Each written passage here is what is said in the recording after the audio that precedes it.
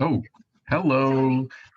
Good evening, everybody. Sorry for that little technical snafu there. Obviously, we are jam-packed with Dungeon Con online this weekend. So it's like one show after another, after another, after another.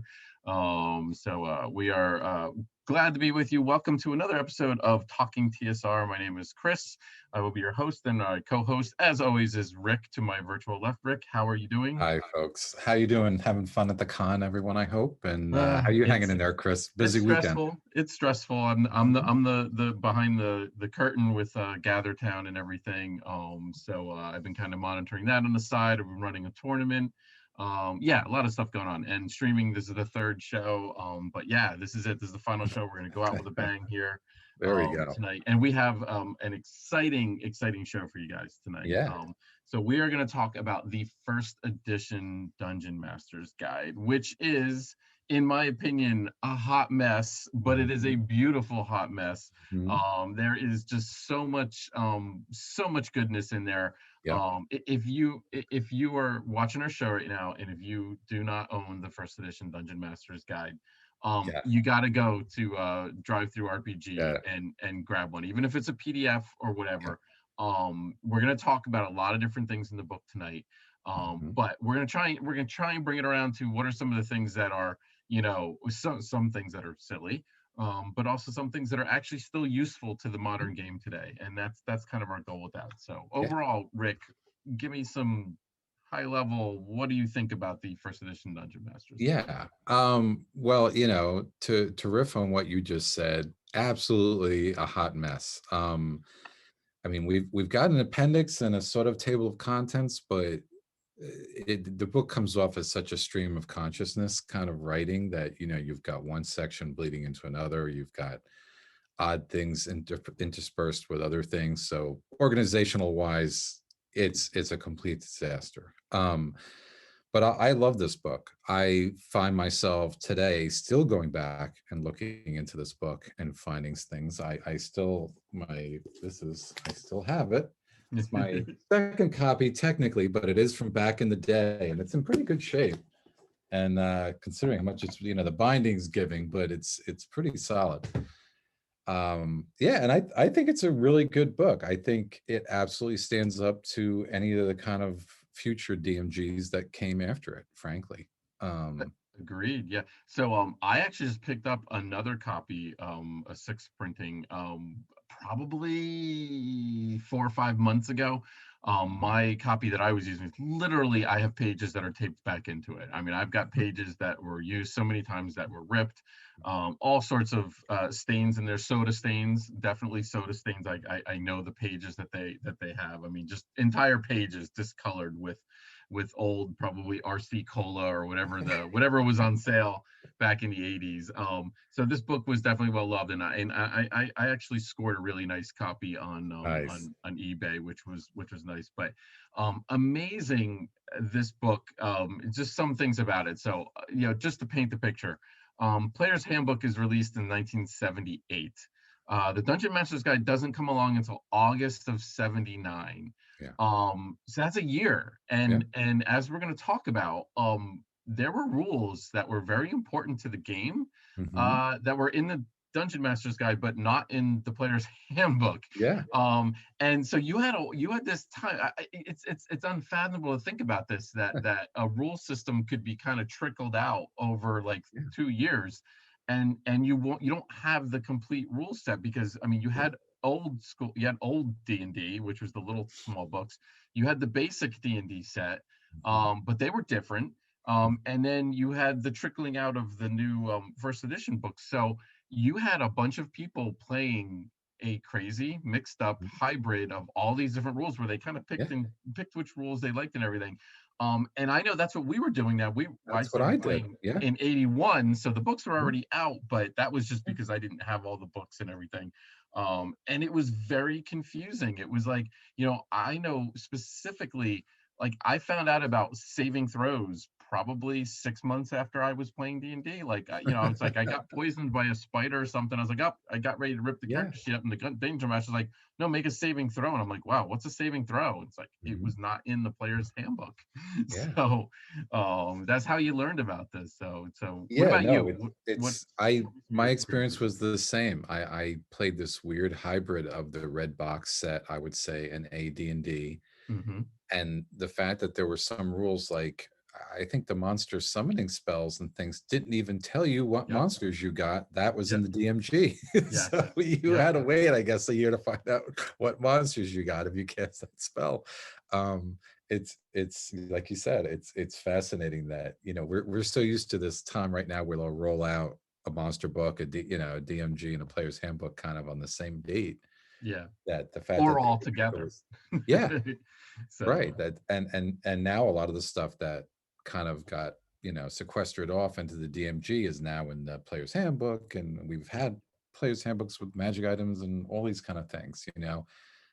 And this was more from a time when, the DM was sitting up on high a little bit more or something, and Yeah. everything was separated. Yeah, it's just crazy.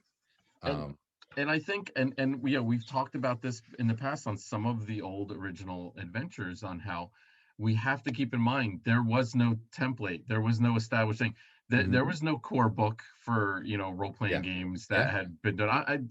That's not true. There probably was a couple of them. I forget, Tunnels and Trolls, I think, came out 76, something like that. So there were some other core books out there, but TSR had certainly never put out core yeah, books in the sense of big fat hardcovers, that were going to usher in the new age of D&D. And the assumption was always there, like, you played basic D&D first, and then after you got done with basic D&D, then you graduated to advanced D&D. And that wasn't yeah, that wasn't the way it was supposed to be. But there was no internet back then. There was, it was all word of mouth, and it was all, some people were playing with photocopied rules. So yeah, it was, it's hard to imagine kind of the confusion and the lack. But did that stop people from playing? No. And if anything, it probably helped the hobby, because it got people to figure things out on their own and do yeah, their own thing, and to yeah. kind of go off their own way. And the sandbox was born. So Yeah, no, it's a really good point because even some of the things like these automated character sheets and D&D Beyond and these things that we're so used to yeah. right now, obviously it didn't exist. So when it came to rolling up your character, I mean, it was kind of whatever went, whatever your DM said went was kind of the way it worked. Yeah. Yeah. And again, I think back, I think now, you have players with a lot more greater knowledge. There's a lot more meta knowledge among the players. And like my players, they're good about the way they handle their meta knowledge, because some of them are DMs. But I think back then there really was more the DM knew a lot of rules and things that the players necessarily weren't exposed to. So you really had this, you had to take the DM's word for it. And I think every little group had their own thing going on. And it was really, Yeah. it's fascinating today where you can just go online and find an answer to a spell question or something, in a forum somewhere that, you have people just how to make the house rules and make it work. And yet it was totally fun and people did it and it worked. We didn't necessarily need the apps and all the stuff, we have. Yeah. Yeah. Somehow obviously we made it work. Yeah, and I think that was a part of the charm of it, I think. And again, we take for granted today, we've played, dozens of role-playing systems now. Hmm. So we know what a role-playing game is, and we Yeah. know the good ones, the bad ones, and everything. Back then we didn't know. I mean, nobody even really knew what this game was all about in the Yeah. late 70s. And then it was like, just, it was still finding its way in what it was. Kind of very similar to when Magic the Gathering came in '93, Mhm. and obviously took the card game scene by storm with the Yeah. first collectible card game. Well, there was, dozens and dozens of copycats right after it, and most of them, there it is, there it is, the Magic cards. Most of those copycats failed because they were Yeah. they were flash in the Yeah. pan, and a couple of them hung on. Yeah. Magic obviously did, and similar with D&D. There's Yeah. many role-playing games have come and gone since then. Yeah. But this one is endured, and always will endure. at this point, and it seems like it's in pretty safe hands right now. It seems like Yeah. Wizards of the Coast got a pretty good thing going. Fifth edition, the popularity is at an all-time high. Mhm. So it's great to, in our show, a lot of times take the look back is what were some of the roots, what were some of Yeah. the, some of the things when we were there, we kind of we struggled through this, Mhm. where saving throws were and how Yeah. come the to hit charts weren't in the player's handbook and all that kind of fun stuff. So a couple of things right off the bat. So this book had at least 14 printings, and that's amazing, first of Yeah. all. And it was printed into the 90s, actually. In the 90s, second edition was still around, yet they were still reprinting a first edition rule book because of the popularity. Yeah. And I find this staggering. My copy of the DMG, actually both copies of the DMG I have, are sixth printings, and the Mm. sixth printings were 4 months after the first printing. So the sixth Wow. printing is still Yeah. 1979, Yeah. which is crazy. Yeah, And I mean, just for people who aren't in the business, who don't yeah, understand, that's incredible. that is That absolutely incredible. every Yeah, publisher wants that. yeah. Of course, apparently the first printing had like a massive mistake, and they had to recall it and bring it back because it was like the wrong pages were in it or something. So, but yeah, absolutely fascinating thing. So a couple of things I would talk about. So the artwork was spot on. There's Mhm. quite a bit of it. The cover art is obviously classic. If Elena could pull the cover art up on there so we can just show that. But yeah, it was just evocative. It kind of got you into Mhm. the whole scene setting of everything, that just the classic, battling any free, just to see the size comparison and to see his huge sword was just like amazing. And that kind of set the scene that this was going to be a little bit different book. I mean, it just captured your imagination, and some of the other art was interesting. So the other art was very, first of all, amazing classic artists in the Absolutely. interior pieces, Yeah. but then also cartoony art, Yeah. which was Yeah. different for us because, again, I hadn't seen the old edition D&D books at that point, which apparently the cartoony art was a big thing. Yeah. And we have a sample of that too, if you can pull up that cartoon and just show that off. But yeah, just amazing how just on one page you had a cartoon and another page you had a really Yeah, the full evocative, range. yeah, And full like you said, page spread. some incredible, you had David Sutherland, you Yep, had yep, David Trampier, just these yep. dynamite artists, Yep, Darlene. Yeah. So Yeah. yeah, I mean, just classic artwork, which really, was again, the book was 300 pages long, which was massive. I mean, Yeah. so much bigger than the player's handbook and everything. So it was absolutely fascinating. So um other overall impressions by you outside of, we're gonna talk a little bit about the organization of the book in a second, Yeah. but Just anything? I recall the intimidation factor, you Yeah. see this dense book and right, as soon as you open the cover, it says special reference work and you're saying, what is this? Yep. And I just remember getting my mitts on this thing and it was different than like say looking at the blue book rules, um, and some of the box sets of D&D that really held your hand and walked you through it. This was very Hmm. much, I felt like Gygax speaking with authority, saying, here are the rules, and this is what you shall do, and kind of almost an academic, tome as opposed to one of these more family friendly rule books kind of thing. Yeah. So here's an intimidation factor. It's not the sort of book you read in one night, even now. There's Oh so yeah. much in it. And yet, like we said, there's so much of use in this book, no matter how disorganized it is. Great stuff in there. Yeah. I think when I was approaching it, now, keep in mind, I was 11 years old, 12 years old when I got a hold of this book. I was not used to reading textbooks. I didn't read any textbooks. I don't even think I read my school books really much, to be honest with you. So that was intimidating. So, but the thing that jumped out and I thought were very much more approachable were the tables. The Mhm. tables, which were everywhere. You almost Lots of couldn't go a tables. page Yeah. without coming across a table somewhere. And that's really what brought me into the book. I think I used the book more for the tables Mhm. than really for the content, and Yeah. and that alone was fascinating. Much more approachable to a younger kid who Mhm. is not like used to reading, somebody's thesis.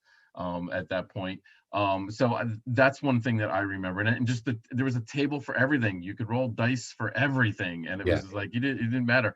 And then truly, and this is something that I've imported over to doing in the original Adventures Reincarnated, Mhm. is Gygax loved tables and then subtables, Mhm. subtables of tables. So it's like you roll the table and it's like, oh, if you get, random humanoid, now Yeah. roll on table A, and then you go to table A, and I love that. And Yeah. I've tried to use that when doing some of these conversions, because I think that's a classic thing that Yeah, Gygax and it's did. been lost a little bit. I think a Yeah. lot of adventurers miss that.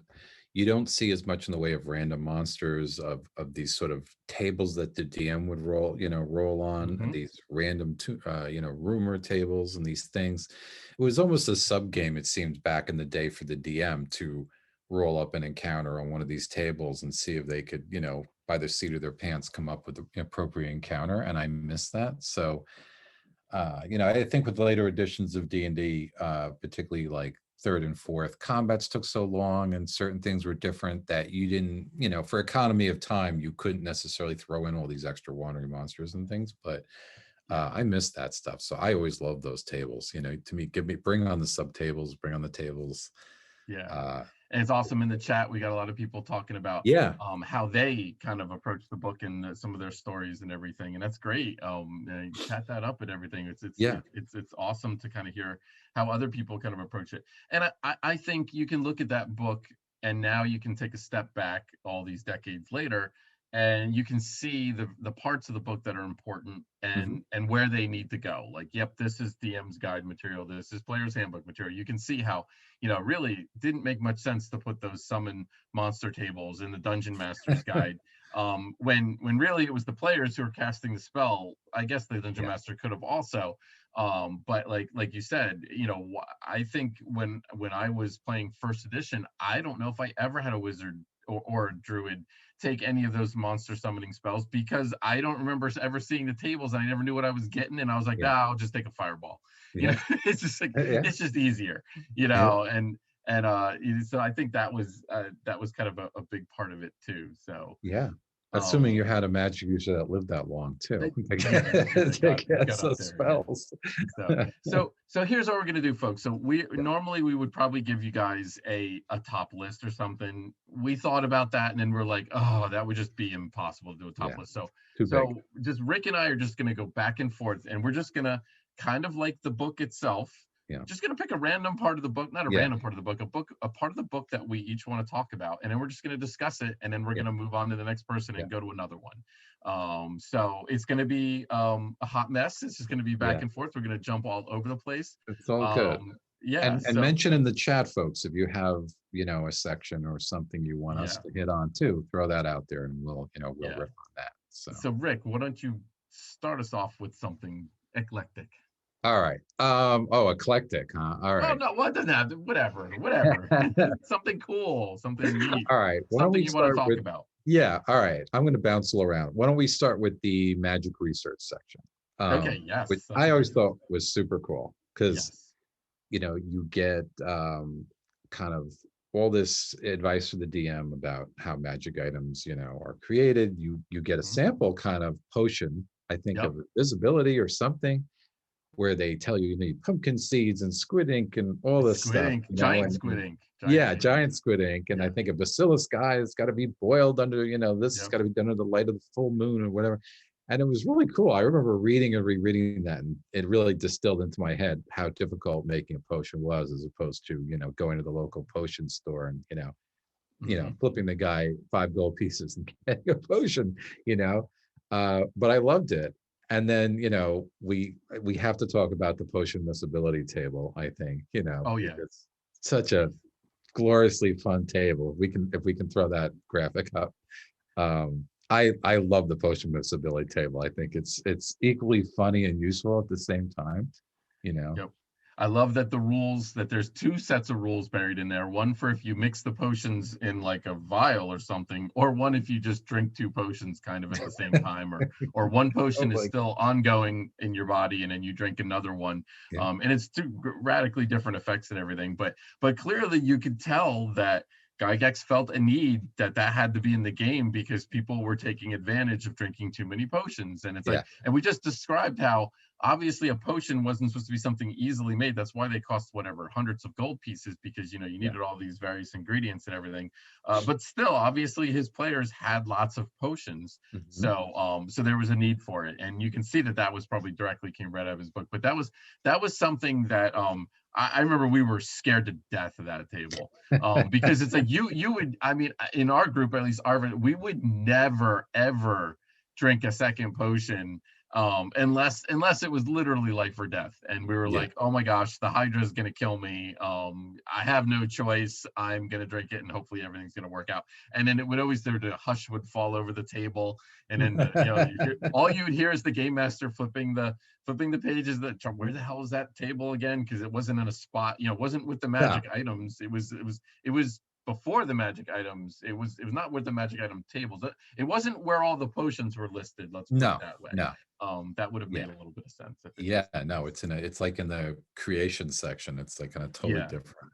yeah, but that was, there was almost, you had that, and you had every time someone would cast a wish, it was always like, oh my gosh, everything needs to slow down, and let's see what happens. But yeah, I love that. But I was fascinated with the ingredient list too. I used to love to have my characters harvest various body parts of critters that were defeated to bring back and see if we could sell them for anything. To the point that it got a little ridiculous. I think we were constantly, always collecting eyeballs and ears and ichor and sepia and all kinds of, blood of the Medusa and stuff like that. I guess, maybe I guess for one adventure, it'd probably be good to maybe have something like that. But Mhm. it got to the point where the monsters we almost didn't care about the treasure that the monsters had. It was more like, oh my God, does it have two functioning eyes so we can That's harvest funny. both of them? And so we got Well, a you little never crazy with knew when that. you But were gonna need it for a potion or it, something, so exactly, and it was more to sell it, actually. Mhm. And actually, I remember, if I recall correctly, in Castle White Rock, I created an alchemist, traveling wizard alchemist who sold potions in the Hmm. and he had a circuit of inns that he would teleport to, and the one inn, at the end of the Slumbering Drake, ironically, Mhm. he would pop in there once a week, and he would have his potions, he put them on the table and sell them. And then he had a list of the strange body parts that he was looking for, and he would share that list with adventurers. And then and of course, they were all in Castle White Rock, and somewhere I even put down, oh, and level 4 is where the basilisk is, and Hmm. you know so that you could actually do that. So that was definitely a callback to that. But yeah, Mhm. you can go a little bit too far with that, I think. Yeah, But still, when you're 10, 11 years old, that just seemed like a lot of fun. It almost seemed yeah. better than the golden ring, worth 400 gold pieces. So that was a great one. So all right, I'm up next. Yes. I want to talk about the example of melee combat. Mm. So there were two example combat things, or game examples, actually. Yeah. So this was actually presented. It was one combat, and it was two NPC parties. There was the A party against the B party. The A's were all named, their first letters of their name was all A. The second letter of their name was all B. And in Gygax, as you went through, it was about a page and a half, I think, of just basically a running text of the initiative rolls, Mhm. the attack rolls, the damage. It was just, everything was in there, but it basically succinctly summed up how a combat should run Mhm. in D&D. Yeah. And I always felt that should have been in the player's handbook. Mhm. Not that, it should have been in the book that all the players got, so the players could Yeah. kind of see, Yeah. oh, this is how the flow of it goes, and this is everything. Because again, if you haven't played a role-playing game before, this is all brand new. Yeah. And I think we were all there back in the day, that first time we were at a table Mhm. playing a role-playing game. We had no idea what we were Yeah. doing, none Mhm. whatsoever. So I love that. I love that example. And then later on in the book, there was another example of an adventuring party going through the sample dungeon. Yeah. Yeah. And again, that was more like a script, almost like a play script, Mhm. where it was like the DM speaks this part, and then Yeah. the caller does Yeah. this, and then the rogue speaks next, and everything. And that was the true theater of the mind, back and forth of them, Mhm. going through an encounter. And I thought that was invaluable as well, Yeah. to see those examples really be in play. And again, those needed to be printed out on pamphlets and like included in every rule book or Oh, something like that, in my absolutely. opinion. And going back and looking at those now, it's still funny to me because Yeah. I see some deceptiveness, about the way the DM presents things in the Yep. sample dungeon, and the DM rolls the damage for the players, which is Yep. something, my players always rolled their old damage even back then. So it was, I was kind of surprised. That was something that popped out of me just recently now going through this again, that, Hmm. one of the players gets a hit and the DM was like, all right, well, your damage is X. And I'm thinking, wow, Yeah. it's, As if the DM doesn't have enough to do already. exactly, right. Yeah, Yeah. I mean, it got to a point long ago where as a DM, I don't even track the players' hit points anymore. I just Yeah. totally, I Yep. have honest players. It's like, they know enough to let me know if they're dying or they usually say something, so I'm Yeah. aware. But And I think the important part about that too is it's like, we all like to chuck dice. And I mean, that's a Mhm. big part of the game. And really, Sure. anytime you can have the players roll dice. Now, I understand there were times, especially back in first edition, where, like the thief abilities, the pickpocket rolls, the find Yeah. trap abilities, rolls, you didn't want the players rolling those because you didn't want them to know if they succeeded or not. But Yeah. ultimately, having the players do that makes so much more sense. Oh A, yeah. it takes the burden off the game master, but B, that's the whole reason people are coming to the game table. Well, Yeah. one of the reasons they're coming to the game table. Yeah. Everybody's coming to the game table for different reasons, but Yeah. rolling dice is one of It's them. it's a component. It's a Yeah. it's a component of the game. Um, Yes. to Yep. be Nothing like grabbing a big handful of dice and chucking them over the exactly. I table agree and with that the thing. So comments there. yeah. So that was my first thing. So what's your next part that you want to talk about? Oh boy. All right. Let's go into the alignment section.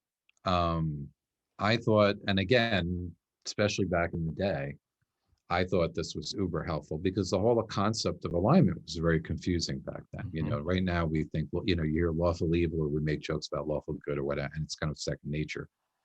But back then, this whole idea of chaotic and neutral and this, alignment and what is true neutral, it was pretty confusing. And I always loved the part of the DMG where he basically spells out the way the various alignments look at things, the way Hmm. like lawful evil, for instance, they value organization, but the way they look at good and the way they use organization to further themselves. I find it fascinating. To this day, I think every time I watch a movie, if I'm watching like, James Bond movie, I look at the villain and I think, what alignment would they be? I kind of do that little, Hmm.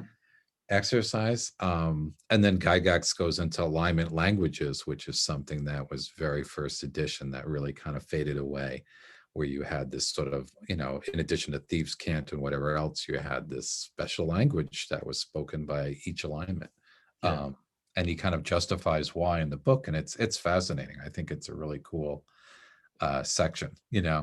Yeah. Even now, I think it's worth for people to go back and look at the alignments the way he envisioned them. Even if you don't agree 100%, I think it gives you some place to go.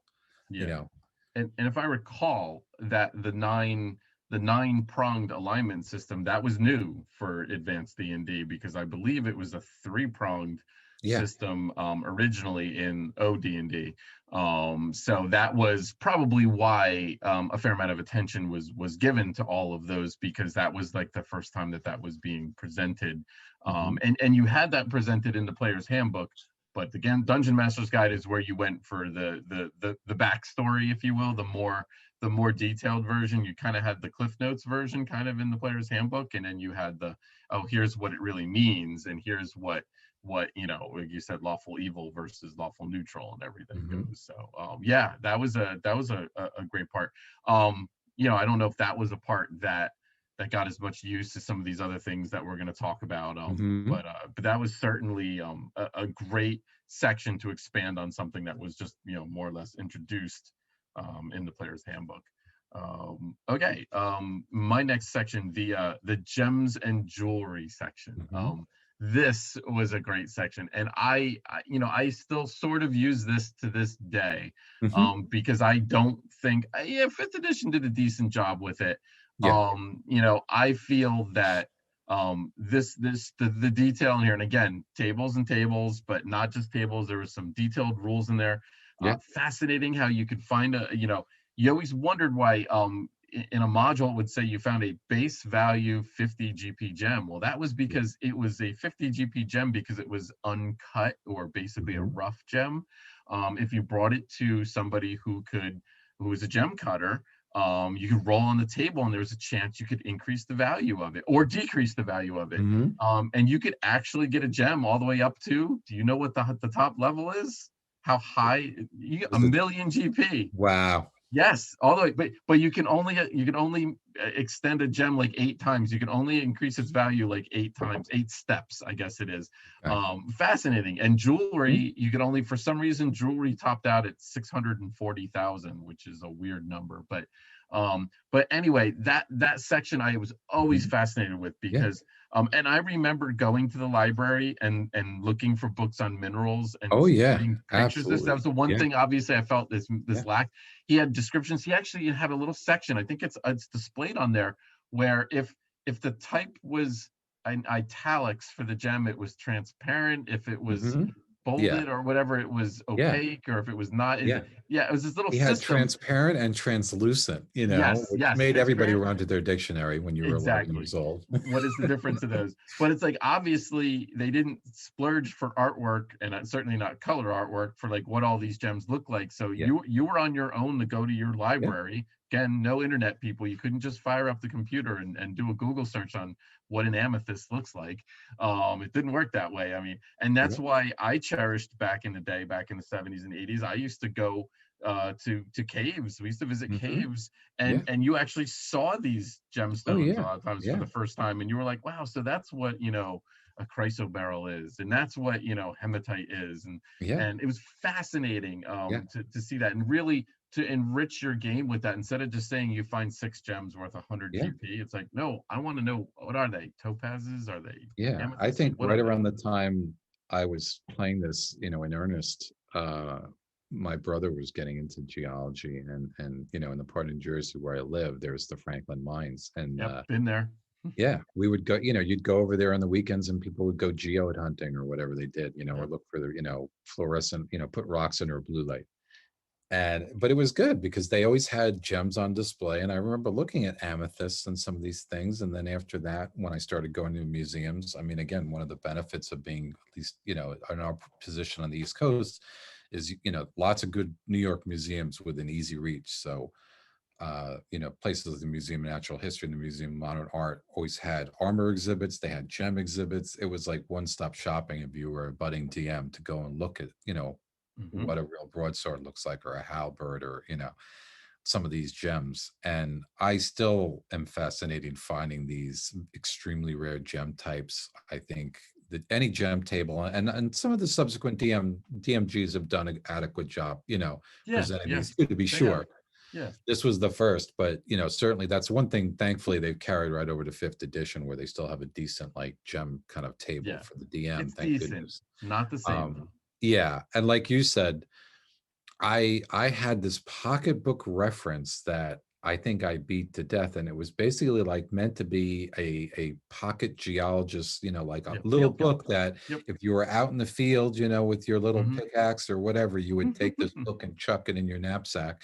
And that was, but it had color pictures of every gem like you could ever think of, every mineral, you name it. Yep. And I still have that book somewhere, and it's like I beat that thing to death because every time I wanted to know what some of these things were.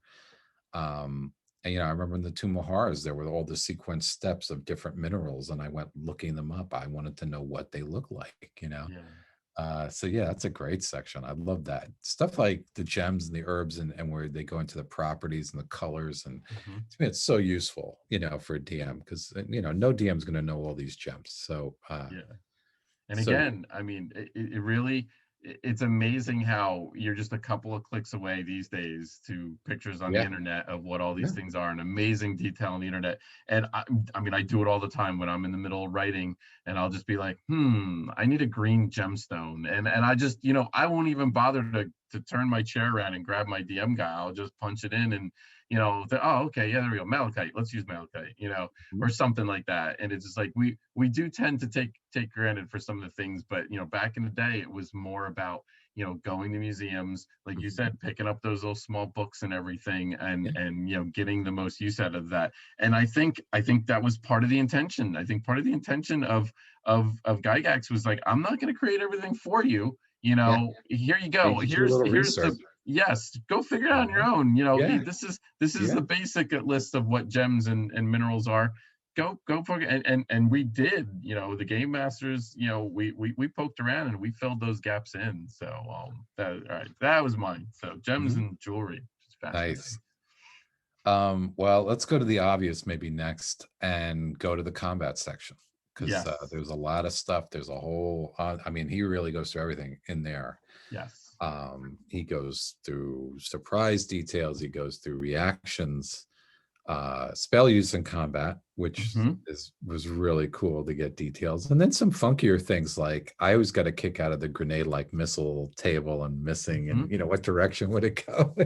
Like I when use you that to roll, this day. yeah, I use yeah, that little scatter exactly, diagram to yeah, this day. exactly. Love That it. little It's perfect. circular. Yeah, it's perfect. I mean, It it just like is, I don't know, it still works. It still works. And I did yeah. it for what did I do? Oh, when we were play testing the tournament module, and we did that. We had the we had to determine where something was going to land, Mhm. because they missed, and I was Yeah. like, oh, I'm like, let me show you guys how to do this. Mhm. We were playing with a bunch of teenagers, and they were like, they had no idea. They were like, wow, and it's like you can almost see through the computer, you can almost see their eyes light up, figure out like this is a cool little idea, the Mhm. scatter diagram. So love it. Yeah, no, I'm trying to think. You've got morale in there. There's Hmm. the whole kind of 0 hit point thing, is kind Yep. of covered by Gygax. So, which again was really, I don't know if that was terribly clear for the player in the rules they saw. For That was added another one of fun, those house rule ones yeah. where I mean, what you might happens have when you're played a in a yeah, game, you might have played in a game where you hit 0 hit points, you were dead. yeah, And then you yeah, might have played in a game where you were 0 hit points, you were unconscious, and then there was all these different ways. And minus right, 10, I think we played with minus 10 hit points was like you truly died at yeah. minus 10. I And remember yeah, at least in the second edition days as the DM doing a minus 10, like yeah, and yeah, having something where they would very similar to today actually, where they would sort of, yeah. how to make some save out of it, but I would have them decrease. I think every round I had them lose so they would go from -8 to -9, Yes, that's exactly that. That's exactly what we did. Yes, Yeah, and then you it was basically like, had if they took more damage, or if they were yeah. already at -9, they didn't have much time at all. But if you're at Yeah, minus I know we one, did that. It time. was like melee rounds or something, but I know Yeah. I remember in second edition at least a lot of scenarios where the players were running across the room with a potion, trying Yep. to Yep. get pour it down some And poor fellow's throat yep. to And bring him binding back the in wounds. time. And you always Uh, you always gave the wizard the potion or the healing oh, kit or totally. whatever, Yeah. The because they wizard had or the nothing cleric. else to do, because they were like, yeah, I'm done out of my spells for the day. So I got nothing to do but to run around and dump potions of healing down people's throats. So Yeah. oh, good times. Yeah. But yeah, I mean, so you have that in there. For added fun, that's where the intoxication effects table is. So you Yeah, have, which is like, what? Why? That should have and been near the then parasitic infection table, shouldn't have been. yeah, and then like, and again, one of these organizational things, I have no clue why it's there, but in the combat area, I believe is where the insanity tables are located, Yes. and they're Yes. very detailed. They go into all the different forms of insanity, and I'm sure a lot would be reclassified today or, not even in there. But it's really, if as that as a DM, if you wanted different types of insanity, he really listed that all out for you. Oh yeah. There was no just, the player runs in a random direction. This was very much, I'll give you all different brands of insanity, almost to the point where, it's like edging on that, Cthulhu kind of level of insanity detail that Gygax provides. So it's like, I always get a kick out of that. And like I said, the fact that it's under the combat table, I guess it makes sense because if you're fighting an Umber Hulk or I don't know, something that could affect you in that confusion way. But it's just the level of detail there. And since you mentioned the disease table too, that too, the level of detail in those parasitic infection and disease tables, like a whole page where Yeah. he goes into that in hyper detail. Um, Yeah. for any DM who wants to polish up on their disease knowledge. So, and it was interesting, and like we say about the layout of this book. So, about the first 50 pages, I think it's 47 or so, it deals with the characters. Mhm. And that's basically where it kind of mimics the player's handbook, and it gives you more detail of things that have, that's where you get your turning undead and all that Yeah, kind of stuff and yeah, everything, armor and weapons and whatever. And then all of a sudden you get to the adventure section, and that's the part we're talking about now, yeah. where combat is one of the sections. But it's ironic, literally, the book it's just they didn't start a new chapter or No, anything. Literally, no, like at the bottom corner of like page 47 or yeah, 48, all of a sudden it's like the adventure. Now we're moving on to a different section. yeah, And it was like literally like there was no layout. It was literally just nope, just yeah, put everything, just keep yeah. just one big wrong ticker tape of Yeah, like you all almost the had, information. right, I know. It So was like one of those Jack Kerouac scroll things where you got the yep, sense they didn't wanna waste any white space. at all. They were At all. just Like even would though we're let it rip. transitioning to a completely different part of the book here, nope, Yeah, let's just keep on going. Just like yeah, and that, yeah. that was It would, amazing. in this day and age, it'd be like almost unfathomable not to start some of these things on new chapters or whole pages, at the very Yeah. least, putting a page break in there. Yep. It's again, it's part of the charm of the book, but it's crazy because, like you Yeah. said, you'll literally be in the bottom eighth of a page, and he'll start a whole new, Yep. you know, you'll jump So from lycanthropy right into something, right into something completely yeah, unrelated after that. totally Yeah. different, Yep. And totally, they just totally different. happen to be right next to each other, and it's like Yeah. okay. Oh, good Um, stuff. So major part of the book, magic items. Yes. Obviously, there's a Yes. whole big section there, Yes. obviously super useful Yep. for the DM of, Probably that's the area where I had pages ripped and everything. That was probably the those tables and those yeah. descriptions probably got the most use in my game, probably Mhm. when I was young playing.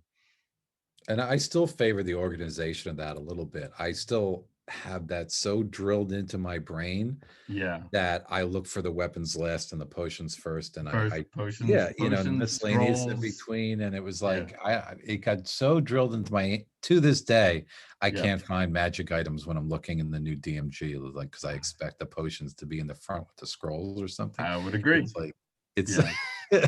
it's and yet there too, like, some really useful stuff. I mean, not only are the amount of magic items we get really good, and the detail there, and the creativity put into some of those, the rod of lordly might and these sphere of annihilation and these great items, just the vast amount of items we get. But then you get a lot of super useful tables, after the artifacts, because you get these like attributes of, kind of side effects of weapons, attributes Mhm. of weapons, stuff that's absolutely relevant today that you could go back and make use of, Mhm. talking about little side effects and all these little things that magic items might have, and the ins and outs of intelligent items, and to me, a lot of super useful stuff for the DM. They're going to go fashioning their own unique items, and Yeah. certainly some authors for TSR, I think later on really did that well. Ed Yeah. Greenwood comes to mind. I thought Ed Greenwood had a real penchant for coming up with cool magic items, Mhm. intelligent items or unique items in his books. But to me, this original DMG set the foundation for that. Mhm. Uh, so yeah, I love that whole section. Yeah. So and obviously I always gravitated toward the artifact section, which was Mhm. right after the magic items. And again, somewhat felt cheated. We've talked about this and me feeling cheated before, but there were lots of blank lines on where Yeah, you could basically roll and yeah, create each artifact. You can kind of, it was almost like they said, here's this cool backstory and everything, but we're not going to tell you what it actually does. Ability right, wise, you can right. roll on this table, this table, this table, this table, and figure it out. And again, they actually wanted you to write in your book. If you were going to use one of these artifacts, Yeah, roll the dice and write in the book. And I was like, I've never done that. I'll be honest, I've never done it. I never did it with my copy of B1. But I've talked about this now. In this book, it was a little bit more forgiving because it wasn't the whole book. It was literally probably 2 or 3 pages. But yeah. I've mentioned on previous episodes how I always felt cheated when I bought B1 because I felt like it wasn't done. And this it's kind of the same thing, but but the sheer lore of the artifacts was fascinating. And then the paragraph or two at the end, how to destroy an artifact, and it even gave a little bullet point list of these crazy Oh, ways insane, yeah, completely that you could insane. destroy an artifact, and I loved it, Yeah, absolutely loved it. It just that was some of the best potential seeds for adventures ever. yeah, You're like, oh, let's go get the MacGuffin. That's part one of the adventure, and now here's how you got to figure out how to destroy the MacGuffin. yeah. So And crazy fascinating. powerful stuff there. Oh yeah, yeah. And I didn't mention it with the regular magic items, but like even some of the things that landed in the magic items section, Hmm. um, In like later editions would become artifacts, quite yeah, frankly. Yeah, like yeah. yeah, and like I did have situations where players used, for instance, a deck of many things, Hmm. Hmm. and that even fairly recently in a fairly recent campaign, they my players, I just did the hell with it and gave them exposure to a few cards from a deck of many things, to see how daring they were. But what a crazy powerful, item. I think we've got a graphic of that somewhere, but yeah, the deck of many things was an adventure in itself. Oh yeah. And I'm delighted to say, I do go and check Etsy for figures and for different things, and there's a regular cottage industry of people making deck of many things Oh on yeah. Etsy. That's a great So, prop. for those out there, if you're looking for a deck of many things, you can absolutely find them. Yeah, Some yeah. very Dungeon cool, Magazine, I unique, think I think Dungeon Magazine did one once. They basically had an adventure based on a deck of many things where there was like a card on each Oh, that's door. Every right. time you Yeah, opened up the door, you triggered a card, and they actually did to print out the cards so that you could actually have a deck of it and everything. So which is thought was really very cool, a nice yeah, little prop to bring to the game table. But yeah. yeah, you can, as I'm saying, man, all these modern gamers, it's just a couple clicks away, and you can have your own almost personalized Oh, yeah, deck of many well, things, where in the old yeah. days we just beat up No, a set of cards exactly. and Physical made props, do.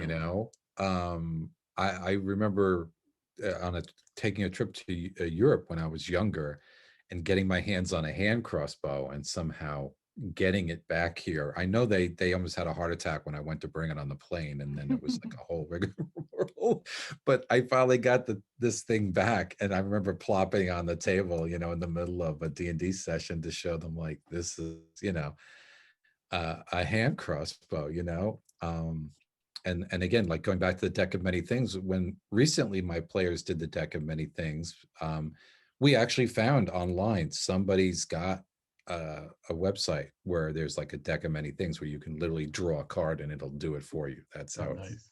that's which is Yeah, is in one way really cool, and in one way, you know almost bothers me because you want the physical, but yeah, yeah. You uh, definitely, yeah. talk You can about a go either different way with it. age. So, but back in the day when we had to use Yeah, real cards yeah, and they when we, weren't fancy and when we were walking uphill both ways, we had to yep, use real cards for our deck of many things, in the you snow. whippersnappers. So Yes. throw another section up there. All right. So before we get to, I feel like we got to talk about the appendices, but Oh, before we get to the absolutely. appendices, one more. I've been holding the good stuff. Yes. So one more thing before we get to that. The sample dungeon, which was the first part of that second um, blow by blow description that I was talking about. And we have a map for it. This was the dungeon of the fire opal. And later on in third edition, they actually fleshed this out and completely made a module out of it in Dungeon Mm, Magazine, using the original map and everything. They updated the map and all that. But this was, I loved it. It seemed like, yes, this is the map. Yes.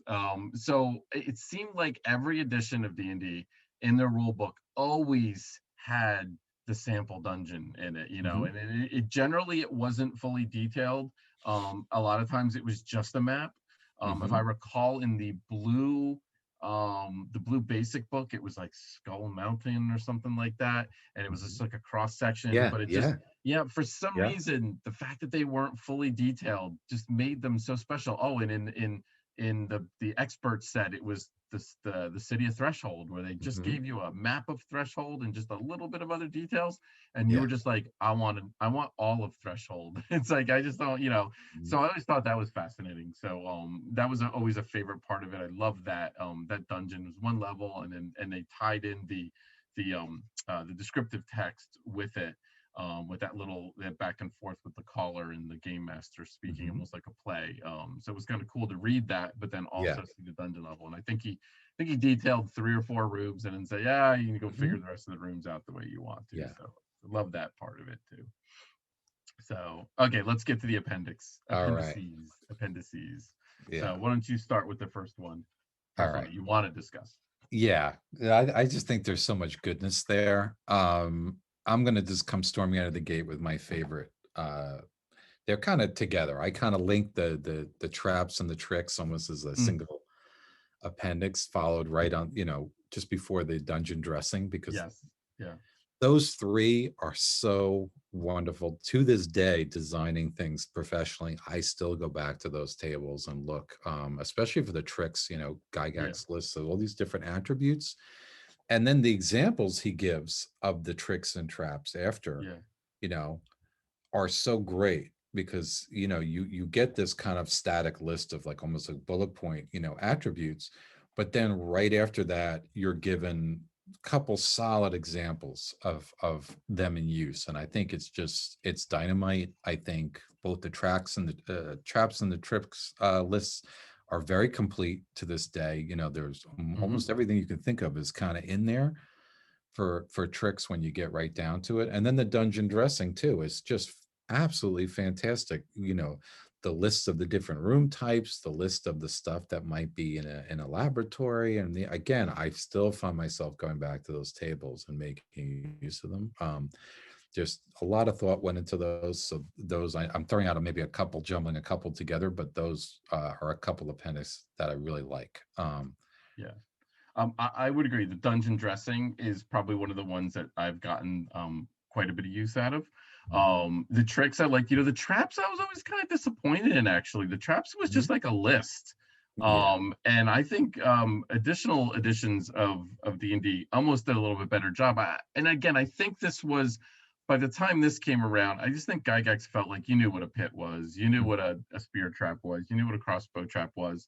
But I guess I wanted more different crazy traps because some of the earlier modules, especially some of those tournament modules, had some Yeah. crazy traps Oh, yeah. Yeah. that were all kinds of detail and everything, and literally they were an encounter, and they almost had their own rules, and it kind of crazy actually. And I guess I wanted a little bit more of that from the trap section. Now the trick section and the dungeon dressing sections, those were amazing. I mean, those Mhm. had so many details, and again, I love those and got just an absolute a bunch out of that. And it's still a good thing to go and just look over every Yeah. once in a while when you're Yeah. designing underground caverns. I know when I was creating the read aloud text for some of the converted modules that we were doing, you tend to get kind of it's a 10 by 10 room. Yeah. You know what?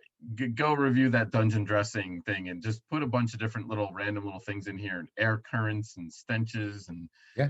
there's even a table for condiments. I believe there's like a food table and then condiments. It's like he's got a sub table for condiments. It's like there Yeah. could be, you can have a table of food at a banquet and everything, and it's like, oh, don't forget the condiments. Here's another, roll another die 6 on this time. It's like amazing, absolutely amazing. So yeah, those are definitely really solid. So I would say the one appendix that I probably got the most use out of, Mhm. believe it or not, was the monster listing. So Mhm. there was the appendix E. It was just a list. It was a spreadsheet before there was Mhm. Excel, of just all of the monster stats Yeah. from the monster manual, everything in tabular format. It was probably 10 pages long, 12 pages long, something like that. It took a huge part of the book up.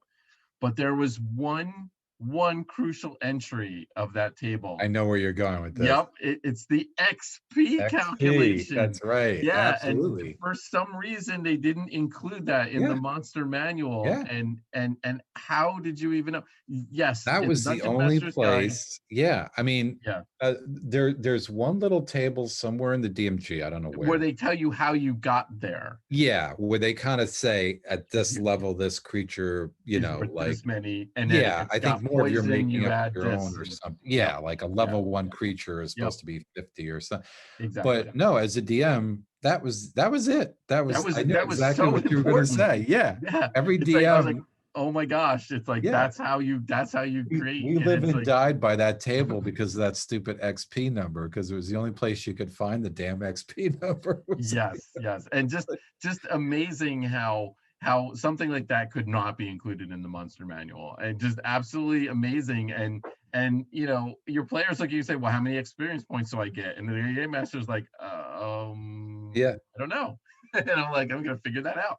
And I remember discovering that at some point, and I was like, oh my gosh, that yeah, was it. Because it's like no more. I remember before finding that table, doing it by hand, trying to figure out, oh, this is worth this and everything, making mistakes go along the way. And yeah, so that table was gold. That table right there was worth the price of admission, although really was it, because it really should have been included in the monster manual. But and yeah. to this day now, I'm like, I love charts that have information like that summarized, pre-generated characters summarized in tables, Mhm. and everything on that, where you can get a lot of information out in a small amount of space. Yeah. Very, very useful. So that's my next one. So what do you Good, got next? good pick. All right, jumping back, I'm going to go to Appendix C, which is the random monster encounters, because Amazing. there you get one of the first solid examples of all these wilderness. Like if you wanted creatures in the subarctic, and later we've talked about how some of those kind of tables appeared, I think, in the Fiend Folio and some of these places.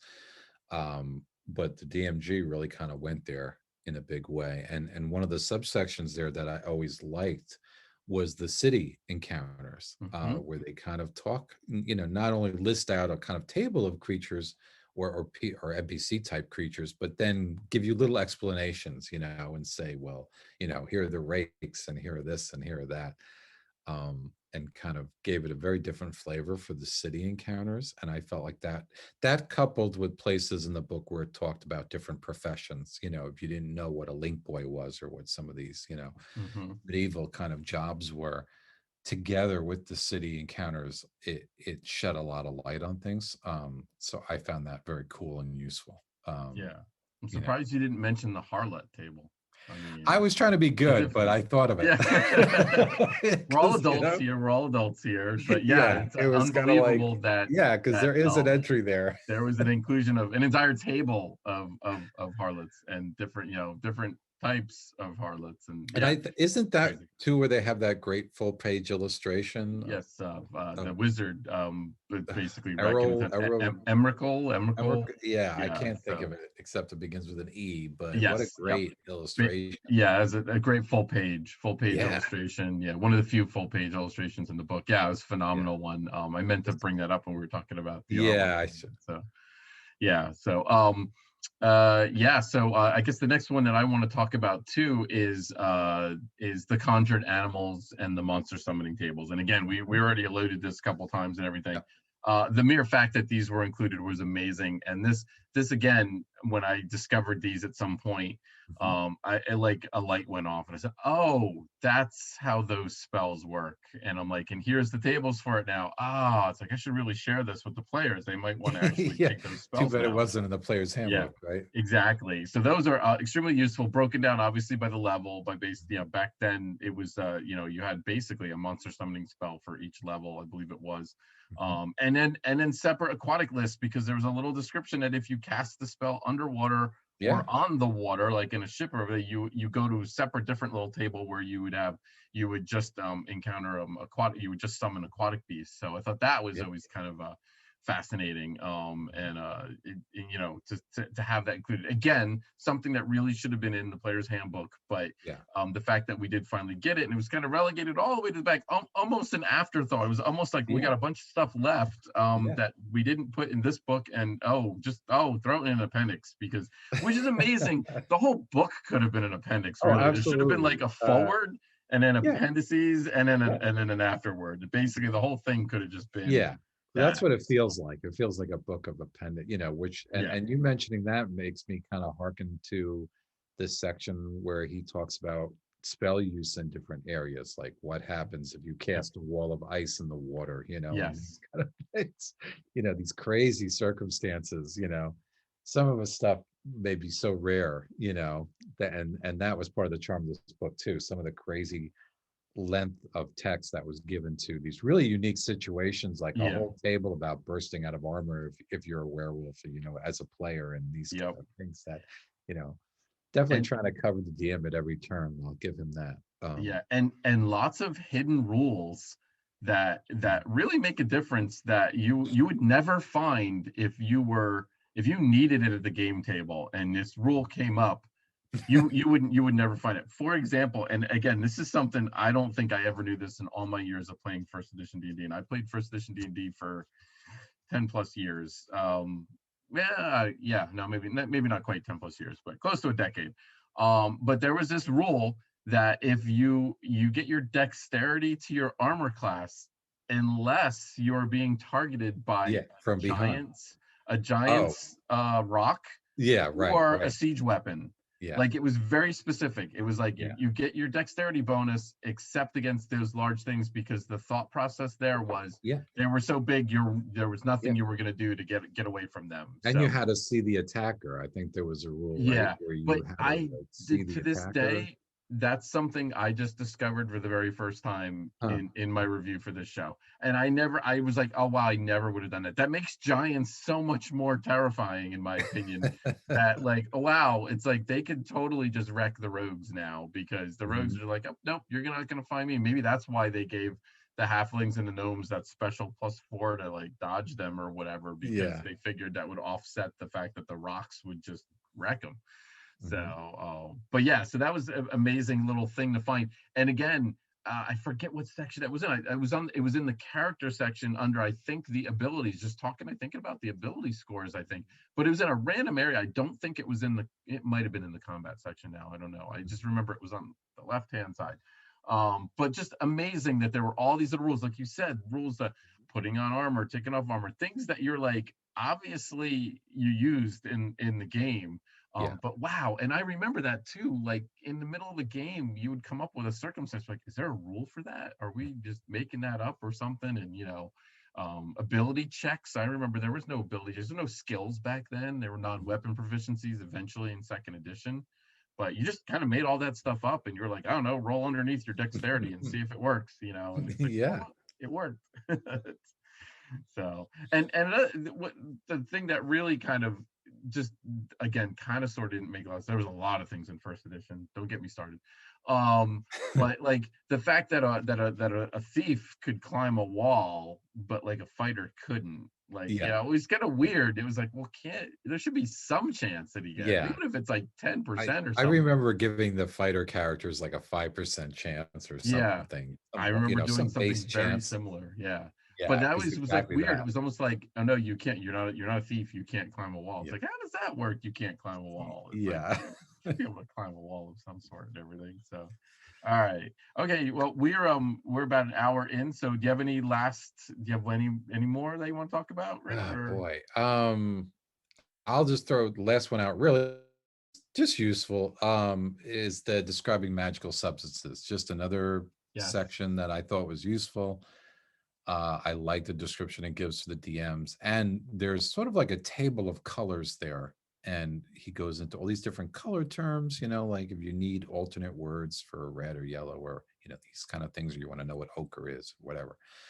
And you know, it goes really beyond use for magic items and you know, potions, and it just goes to general use for the DM. And again, something that's good, totally useful, as useful today as when it was written. So just yet another section that the appendix that I think is useful. certainly. But yeah, I guess we better wrap it up here. Yeah, yeah. The last one I just want to mention is Appendix A, the appendix that got us all started, the random dungeon generator. Oh yeah, yeah. Literally, you just chuck dice and it's Hmm. just gonna create a dungeon for you. And I think if I recall, I thought Gygax used that to create one of the levels in Temple of Elemental Evil. I don't know if that's urban Huh. legend or not, but I thought I'd read somewhere somehow that he used that table Hmm. to create a dungeon somewhere. So I thought that was always Hmm. fascinating. But literally, fun. That's like a fun thing. I Yeah, remember on a rainy day, just like yeah. creating dungeon I maps think just by we all rolling did dice. that, right? We all Yeah, did and that. then but never using them and everything. Yeah. So that was a fun. So yeah, so let's wrap it up. You got a couple announcements for us? Yeah, turning to our next show is coming at you on Sunday, June 20th. We're going to be back at our regular time at 8 p.m. And, happy Father's Day. It will be Father's Day that day as well for us dads. And on June 20th, we're going to go into, I think, one of our favorite modules that it's surprising to me that we haven't gotten to it yet, but there's so many good things to get to, is N1 against the cult of the reptile god. Definitely a module with a little cult following, I think. So I'm eager to talk about it. It's a personal favorite of mine. I know you like it, Chris. So Oh yeah, I underappreciated, I think. Underappreciated. absolutely under Yeah, the radar module. Again, I think it's got a small cult following, but it doesn't have the, accolades that some of these other modules have for yeah. whatever reason. And I think it frankly deserves them. So we'll be talking about that again on June 20th. If you're enjoying our show and you're watching, don't forget to give us a follow, give us a like if you're watching us on YouTube later on, or subscribe. It helps us. And keep the comments coming, especially on the videos later on YouTube. We do get back to your comments and read them, and like to read your suggestions for future shows, for things we should cover. It's all good information for us, and we like to hear from you. So, Great. All right. And then we're going to finish up as we always do with our pearls of wisdom. yeah. And it looks like I get the chance to go first. Yay. So I get to ninja away here. So mine is going to be like, and again, I think I kind of started the show off with this too. Assuming most of the folks listening in are probably playing fifth edition or some edition of D&D right now. If you do not have this book, if you've not looked up the first edition Dungeon Master's Guide, you owe it to yourself to throw some money down over at RPG Now or Drive Through, whatever it is, whatever they call it these days, DM's Guild. And it's readily, you can get a print copy, you can get a PDF copy, you can even go on eBay and grab a copy relatively inexpensively, an actual copy of the book that was printed back in the 70s or 80s. It is worth it. There is so much material in there. Again, it's a mess. It's a loving mess, though. It's a loving mess of curated information, tables, data, just almost anything you do. Your players will thank you for it. There is definitely something in there that you will get out of it. So I highly recommend that you go and grab that book and at least finger through it and take a look, see at what's in there. You'll be a better game master for it at the end of Yeah. the day. Yeah. We still use this work. And my pearl of wisdom at the expense of being redundant is basically, I was going to say the same thing, was basically, Told you. if you're, if you're kind of locked into fifth edition, or you've just come into D&D and the later editions or edition, don't be afraid, especially for first, second, and third edition, to go back and get some of these reference books. And this is the granddaddy and the king of them all. But absolutely, first edition, second edition had so many good reference books, I think, and things for the DM, for just examples, for tables, like we've discussed in this book. The dungeon dressing, the tricks attributes, the trap listings, the gem properties, the herb properties, the color listings, the furnishing listings. There's so much good stuff there, as you say, Chris, that every DM should own this book. I don't care what edition of D&D you're DMing. To me, you've done yourself a disservice if you don't own this book. Because once you learn to find what's in here, I think you'll find it really useful. So yeah, that's my pearl of wisdom. I'll echo your points. Great. All right. And with that, folks, we are going to say goodnight. And everybody, thanks everybody for watching along. We appreciate it. Thanks everybody for attending Dungeon Con online this past weekend. We had a lot of fun, a lot of awesome times spent in the Inn of the Slumbering Drake and in the village of Dundraville in Gathertown, and a lot of good times. I've already heard some of the stories about the tournament, so I can't wait to share those. We will say goodnight, and we will see everybody in a couple of weeks at our regular time again at 8 p.m. on Sunday night. And we're going to have another interesting chat about everything TSR. So everybody have a great night. Bye. Good night.